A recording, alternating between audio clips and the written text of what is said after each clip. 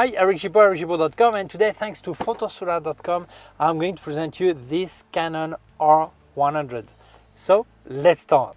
So, some people think this is a toy. This is really a lousy camera, really basic camera. Other people think it's a fantastic camera, and I'm a bit divided on this one. Why? Because I remember that when I reviewed the Canon 2000D and 4000D, known as T100 and T8, I think, I said that for a little more you had a lot better camera.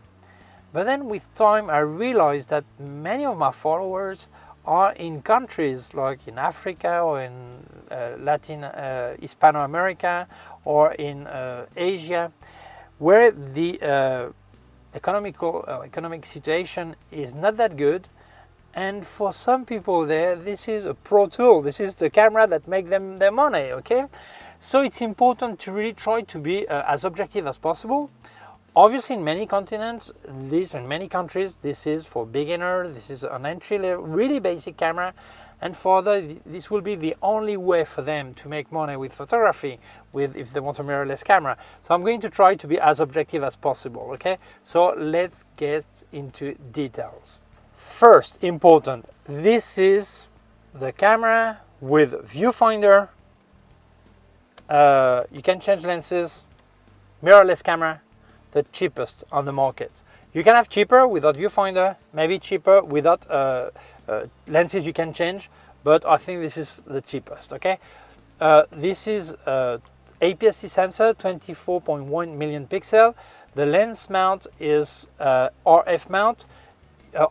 Sorry, you can still mount RF lenses, full frame lenses, and also with an adapter you can have the EF and EFS lenses. Okay, so really there is nothing cheaper than this with viewfinder and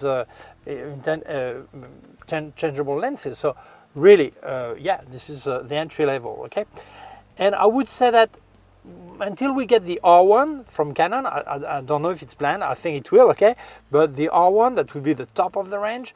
I think we can say that Canon has finished their transition to mirrorless from reflex. Okay, I think this replaces the 4000D, which was the T100, and the 2000D was the T8. Okay, it replaces them, and then I think this is what was missing: the really lowest price entry-level mirrorless camera in Canon. It is more expensive than the 4000D, okay, T100, but this is the entry level. Yeah, there's nothing cheaper. So let's look at it. When we pick a camera, there are two things we like to look at. One is well, the belt and whistle, I would say. I mean, the flip screen, the this, the that, the features, all this. And other thing first of image quality. Okay, this one is stripped. There are many things you don't have, but if we speak about the image quality, spoiler alert, it is here. So if you are one of these persons that have a really limited budget for personal reason, or because the country where you live, the economy is not that good, don't worry, the image quality is here. So if this is the only camera you can afford, that would be okay, no problem. The image quality will be there. Maybe the image you project to your clients with this kind of camera won't be as great as you would like, okay? But the image quality, which is at the end what you're selling, your pictures and the quality of your image and the image quality of the camera you get, that will be no problem. So no worries, okay? So let's carry on. So let's do a physical visit. Well, this is really minimalist. The screen is not touchable. You cannot flip it. You cannot tilt it. You cannot do anything with the screen. Okay. The viewfinder, you have diopter correction on the basic camera. That's really good. Okay. The flash doesn't jump it by itself. You have to open it yourself. Okay, but that's fine. They put a standard hot shoe, not like the 4000D and 2000D when they came out after they changed it, but it was not standard. It was a real nightmare. Here you have a central connector, so really good, okay. Here you have a microphone jack. You don't have any headphone jack, okay. Here you have remote control jack here, okay. Here you have USB-C and micro HDMI for video, and here well, the standard button. You don't have a rear wheel, okay, to change the aperture. It's all in one button. I mean, it's always on this range of camera, okay. look at the SD card is here, and the battery is small battery, only 340 pictures on one charge. That sounds really little, but I just reviewed the Nikon Z8 that costs over 4,000 euros, and it also gives the same amount of pictures, so I don't know what to say, okay? Honestly, you cannot have less than this. I would have to remove the screen to have less than this. But for what they want to offer, for the price offer, I don't think we can ask for much more. So, well, that's it. It's small, compact, pocketable, I would say. Okay, so yeah, that's it. One thing I forgot to say in English, I'll tell it in French and in Spanish version. Really important, congratulations Canon. They have included a proper charger where you can remove the battery from the camera, place it in the charger, and charge the battery while you go with the second battery, make pictures anywhere, okay? So that's really good because not many brands still put chargers on, okay? Fantastic. If I spend a bit more time on the ergonomy, it's really small, 315 grams. As you can see, my hand is not especially small, not big either. But that's okay. This is a typical camera you can bring anywhere. I would say it's pocketable. Maybe it depends on the size of the lens. I mean, this one is the 18 to 45, 4.5, 6.3, the kit lens. That's not really luminous, but I think that's fine. You could add a 50mm 1.8 for portrait maybe, but for a start, that's fine, okay? Yeah, if you think of a camera that would also fit a kid, you know, for the hand size, that would be fine too. But I think even on adults, you can carry this camera anywhere. This is a nice little camera. I think that's fun to have and carry anywhere. That's nice. There's one thing that Canon has made some time ago is to have two type of menus in there. The one is the guided one. As you can see here, you have a small indication of this, and when you're going to make a picture, it tells you some tips. And if you don't like this, you can always go to the classical menu, go to standard, and then I've got the typical black colored menu with just lines, okay? So if you're a beginner, that's ideal, okay? So you will be guided. It's called guided menu, that's why. And if you're not a beginner and you love the camera because whatever, okay, and you don't want to have all these fancy tips, all this, you deactivate it and you have the classical menu. So that's really good. So I'll give you some specs, and also I've been showing some pictures. I'll put all of them at the end of the video anyway, okay? So the negative points: no sensor cleaning, no weather sealing, dust proof, no IBS. Well, for this range of camera, this is always like this. I mean, the reflex camera they had was already like this. Well, that's it. But I just tell it, okay? If we look at the burst rate, if we want to make action photography, up to 6.5 frames per second, but it autofocus on the first picture and then it deactivates autofocus. It has to keep the same focal plane, okay? Otherwise, with continuous autofocus, it's 3.5 frames per second. The autofocus is dual pixel system. It works really well, really nice, photography and video. But when you're on video 4K, it deactivates the dual pixel. It goes to contrast autofocus. So for me, this is not really a 4K video camera. Okay, you have face and eye detect, but you don't have any fancy things like birds and train and whatever. Okay, it will be objects or normal scene or face and eye detect, okay? But it works really nice, really fine, okay? Speed from 30 seconds up to 1/4000th of a second, which is okay, no problem. Flash synchro 1/250th of a second. This is more than many cameras, okay? Higher range cameras, so that's fine, okay, good. And when I tested the camera, I tried to use it as if I was a beginner. I use a scene mode when you have landscape and HDR and this and portrait and planes and macro, whatever, and food, and that works fine. That's really nice. That works. It's fun to use. So for people who have no clue what to do, the camera will do it for them. So that's fine. It works good. And then you have filters also, like black and white or whatever. That works nice. Okay.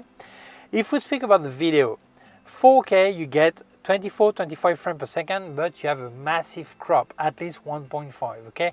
So I would not use this camera for 4K. I would definitely use it for Full HD with 60, 50, 30, 25 and 24 frames per second. In HD, you get up to 120 frames per second. That works fine. And the maximum continuous recording time is 30 minutes. Obviously you can press again the button and keep recording after, okay, so that's okay. Connectivity, Wi-Fi, Bluetooth, USB-C, micro HDMI. You can control the camera via the app, so that's nice, really good. You have standard SD UHS-1 memory cards, so they're not expensive, that's fine. And that's what you need for the feature of this camera, that's fine. If you have UHS-1, that's enough, okay? Battery, before I said it was 340 pictures, but it was using the viewfinder, and surprisingly using the screen it's 430 pictures. I didn't know that a screen was consuming less than a viewfinder, but well, that's it, okay? And in 4K you would get on a full charge 110 minutes, and on full HD 160 minutes. The ISO goes up to 12,800 ISO. Well, I would say up to 3200, that's acceptable. 1600 is fine. 3200, maybe you need a bit of cleaning, but that's okay. You also have a night feature that actually make like 4 pictures and clean the things, all this. That looks nice. That's okay. That's okay. I was surprised by the ISO. That's fine. You can do much with that, okay? The size, 116 millimeter by 85.5 millimeter by 68.8. And the weight, I said 315 before, is 356 grams. Well, same thing, that's okay, okay? So, yeah, that's a nice little camera. So, who is it for? Well, I would say for beginners, but for sure, easy to use, nice to use. For people with a tight budget, whether they don't have more than that or they don't want to spend more than this, I think they will be happy. People who want to have a Canon mirrorless camera, that's the cheapest one. They cannot have, RF mount. You cannot spend less than that, okay, so that's fine. But also for people who say, I have some EF and EFS mount lenses, they can get an adapter. It's about 100 euros, the original one. You have third-party brand, but I don't think they're allowed by Canon, but still, they exist, okay? Don't tell anyone, okay? So you could use actually your EF and EFS mount lenses, that would be good. And if I look at the image quality is good, that's fine. So you cannot ask more for that price. Yeah, I wish it was cheaper, as cheap as the predecessor and reflex version of it, but okay. Some people will ask, what's about the Canon M50 Mark II? Well, the M50 Mark II is maybe more advanced, and the price without any lens is the same as this, okay? So here it's like you get the lens for free, okay? But I'm a bit worried about the future of M-mount lenses by Canon. For many years they've been telling they were stopping it. I mean, rumors, not Canon by themselves, but rumors. But if now they've put so many APS-C camera in RF mount, I'm not sure they're going to keep this M mount. I'm not sure. But the M50 Mark II is more expensive, okay? So honestly, another maybe negative point is that Canon doesn't allow a third-party lens maker with RF mount. That's a bit of a pity, okay? But still, I think if you understand the limitation of this camera, how basic it is, and you feel that what it offers is what you need, you will be happy with that. It's a nice camera, it's okay, and the image quality is there. So I think many people are criticizing this camera, saying it's a nonsense, it's too basic, but there are some people who don't want to use a smartphone and they want a basic camera like this, and it will give what they want. This camera works fine. So yes, I think it's recommendable. And for people who are in some countries where the brand is important, Canon is everywhere in the world with technical support. So if you were thinking of getting a second-hand camera with a higher level than this one, but second-hand and bring it from abroad because you don't have the brand in your country, and if you don't have technical support where you are, that may be really expensive if there is any problem. So it's still a good option to get some Canon cameras, this one or any Canon, because they're everywhere, anywhere in the world. So yes, I think this camera, if you understand what it does, and knowing that what it does it well, okay? What they promise to do, they do it good. Yes, it is a recommendable camera. Obviously, there are many cameras that are a lot better than this one, but they are more expensive, okay? This is what we need to understand. We cannot ask. We asking is free, okay? We can ask something like a flip screen or whatever on this camera. They don't have it for that price, okay? So if this is your maximum budget, or the maximum you want to spend, or you can spend, okay, that's okay. And what's important is the image quality, and the image quality is there, so no problem. For me, it is recommendable. So if you're interested in this camera, I leave you links here on where you can buy it. So thank you so much, Photosula, for lending me the camera. Thank you to you for watching the video. If you feel it may interest other people, please share it on social networks. If you have not done it yet, please subscribe to our YouTube channel. Small button down here is a small bell. If you click on the bell, get notified when I upload a new video. My website, ericgibaud.com. If you have any question, can leave a comment below. Also leave you links of more gear on Amazon, links of everything I reviewed by K&F Concept, Sandmarc, and Flashes by Westcott.